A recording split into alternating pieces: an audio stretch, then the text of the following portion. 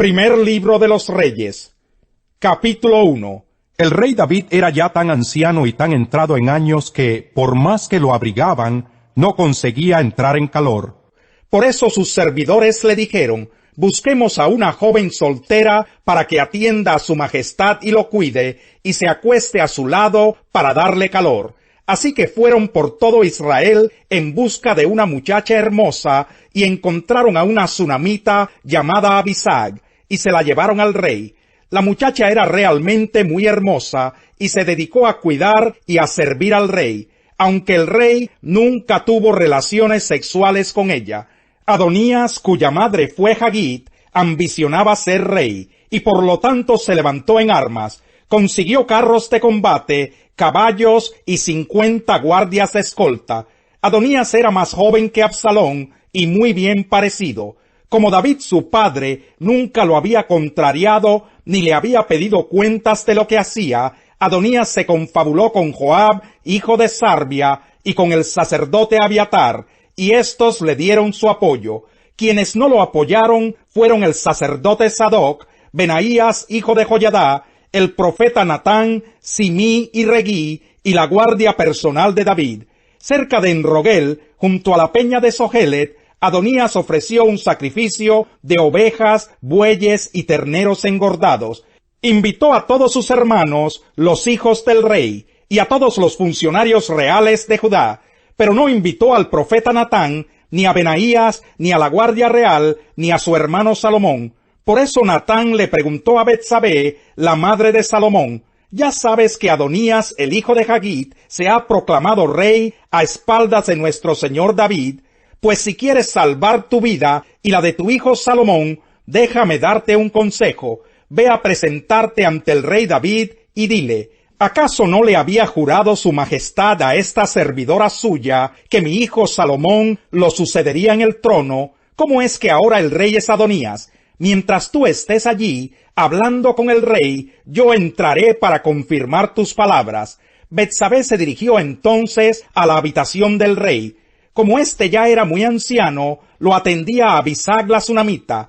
Al llegar Betsabé se arrodilló ante el rey y éste le preguntó: ¿qué quieres? Mi señor juró por el Señor su Dios a esta servidora suya, contestó Betsabé, que mi hijo Salomón sucedería en el trono a su majestad.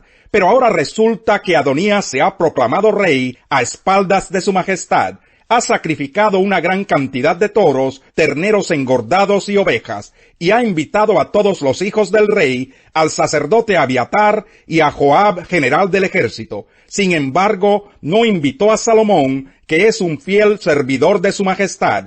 Mi señor y rey, todo Israel está a la expectativa y quiere que usted le diga quién lo sucederá en el trono. De lo contrario, tan pronto como su majestad muera, mi hijo Salomón y yo seremos acusados de alta traición. Mientras Betsabé hablaba con el rey, llegó el profeta Natán, y el rey se enteró de su llegada. Entonces Natán se presentó ante el rey y, arrodillándose, le dijo: Mi señor y rey, ¿acaso ha decretado usted que Adonías lo suceda en el trono? Pregunto esto porque él ha ido hoy a sacrificar una gran cantidad de toros, terneros engordados y ovejas. Además ha invitado a todos los hijos de su majestad, a los comandantes del ejército y al sacerdote Abiatar, y allí están todos ellos comiendo y bebiendo, y gritando en su presencia: ¡viva el rey Adonías! Sin embargo, no me invitó a mí, que estoy al servicio de su majestad, ni al sacerdote Sadoc, ni a Benaías, hijo de Joyadá, ni a Salomón, que es un fiel servidor de su majestad.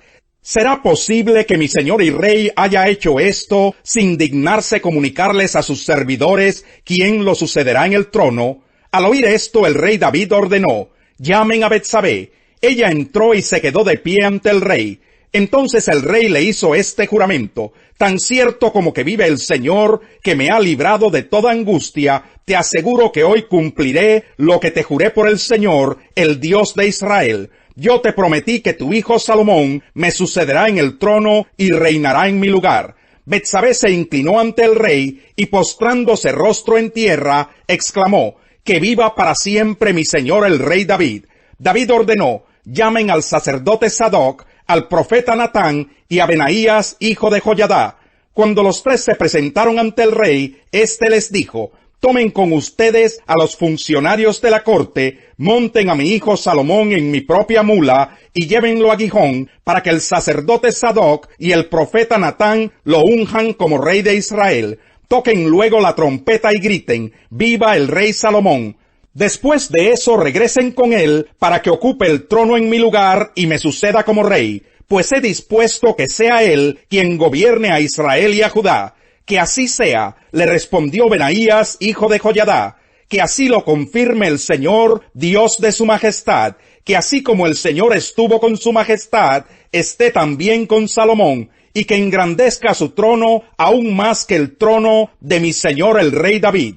El sacerdote Sadoc, el profeta Natán y Benaías, hijo de Joiadá, y los quereteos y los peleteos montaron a Salomón en la mula del rey David y lo escoltaron mientras bajaban hasta Gihón. Allí el sacerdote Sadoc tomó el cuerno de aceite que estaba en el santuario y ungió a Salomón. Tocaron entonces la trompeta y todo el pueblo gritó: ¡viva el rey Salomón! Luego todos subieron detrás de él, tocando flautas y lanzando gritos de alegría. Era tal el estruendo que la tierra temblaba. Adonías y todos sus invitados estaban por terminar de comer cuando sintieron el estruendo. Al oír el sonido de la trompeta, Joab preguntó: ¿por qué habrá tanta bulla en la ciudad? Aún estaba hablando cuando llegó Jonatán, hijo del sacerdote Abiatar. Entra, le dijo Adonías, un hombre respetable como tú debe traer buenas noticias. No es así, exclamó Jonatán. Nuestro señor el rey David ha nombrado rey a Salomón. También ha ordenado que el sacerdote Sadoc, el profeta Natán y Benaías, hijo de Joiadá, con los quereteos y los peleteos, monten a Salomón en la mula del rey. Sadoc y Natán lo han ungido como rey en Gihón. Desde allí han subido lanzando gritos de alegría y la ciudad está alborotada. A eso se debe tanta bulla. Además, Salomón se ha sentado en el trono real, y los funcionarios de la corte han ido a felicitar a nuestro señor, el rey David. Hasta le desearon que su Dios hiciera el nombre de Salomón más famoso todavía que el de David, y que engrandeciera el trono de Salomón más que el suyo. Ante eso el rey se inclinó en su cama y dijo: alabado sea el Señor Dios de Israel, que hoy me ha concedido ver a mi sucesor sentarse en mi trono. Al oír eso, todos los invitados de Adonías se levantaron llenos de miedo y se dispersaron. Adonías, por temor a Salomón, se refugió en el santuario, en donde se agarró de los cuernos del altar. No faltó quien fuera a decirle a Salomón: Adonías tiene miedo de su majestad y está agarrado de los cuernos del altar.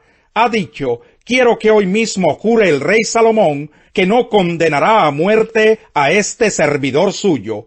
Salomón respondió: si demuestra que es un hombre de honor, no perderá ni un cabello de su cabeza, pero si se le sorprende en alguna maldad, será condenado a muerte. Acto seguido, el rey Salomón mandó que lo trajeran. Cuando Adonías llegó, se inclinó ante el rey Salomón, y éste le ordenó que se fuera a su casa. Capítulo 4. Mientras Pedro y Juan le hablaban a la gente, se les presentaron los sacerdotes, el capitán de la guardia del templo y los saduceos.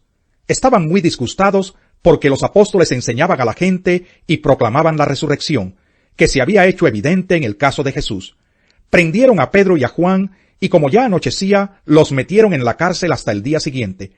Pero muchos de los que oyeron el mensaje creyeron, y el número de estos llegaba a unos 5,000. Al día siguiente, se reunieron en Jerusalén los gobernantes, los ancianos y los maestros de la ley. Allí estaban el sumo sacerdote Anás, Caifás, Juan, Alejandro y los otros miembros de la familia del sumo sacerdote. Hicieron que Pedro y Juan comparecieran ante ellos y comenzaron a interrogarlos. ¿Con qué poder o en nombre de quién hicieron ustedes esto? Pedro, lleno del Espíritu Santo, les respondió: gobernantes del pueblo y ancianos, hoy se nos procesa por haber favorecido a un inválido, y se nos pregunta cómo fue sanado. Sepan pues todos ustedes y todo el pueblo de Israel que este hombre está aquí delante de ustedes, sano gracias al nombre de Jesucristo de Nazaret, crucificado por ustedes, pero resucitado por Dios. Jesucristo es la piedra que desecharon ustedes los constructores, y que ha llegado a ser la piedra angular. De hecho, en ningún otro hay salvación, porque no hay bajo el cielo otro nombre dado a los hombres mediante el cual podamos ser salvos. Los gobernantes, al ver la osadía con que hablaban Pedro y Juan, y al darse cuenta de que eran gente sin estudios ni preparación, quedaron asombrados y reconocieron que habían estado con Jesús. Además, como vieron que los acompañaba el hombre que había sido sanado, no tenían nada que alegar. Así que les mandaron que se retiraran del consejo y se pusieron a deliberar entre sí. ¿Qué vamos a hacer con estos sujetos? Es un hecho que por medio de ellos ha ocurrido un milagro evidente. Todos los que viven en Jerusalén lo saben, y no podemos negarlo. Pero para evitar que este asunto siga divulgándose entre la gente, vamos a amenazarlos para que no vuelvan a hablar de ese nombre a nadie. Los llamaron y les ordenaron terminantemente que dejaran de hablar y enseñar acerca del nombre de Jesús. Pero Pedro y Juan replicaron: ¿Es justo delante de Dios obedecerlos a ustedes en vez de obedecerlo a Él? Júzguenlo ustedes mismos. Nosotros no podemos dejar de hablar de lo que hemos visto y oído. Después de nuevas amenazas, los dejaron irse. Por causa de la gente, no hallaban manera de castigarlos. Todos alababan a Dios por lo que había sucedido, pues el hombre que había sido milagrosamente sanado tenía más de 40 años. Al quedar libres, Pedro y Juan volvieron a los suyos y les relataron todo lo que les habían dicho los jefes de los sacerdotes y los ancianos. Cuando lo oyeron, alzaron unánimes la voz en oración a Dios.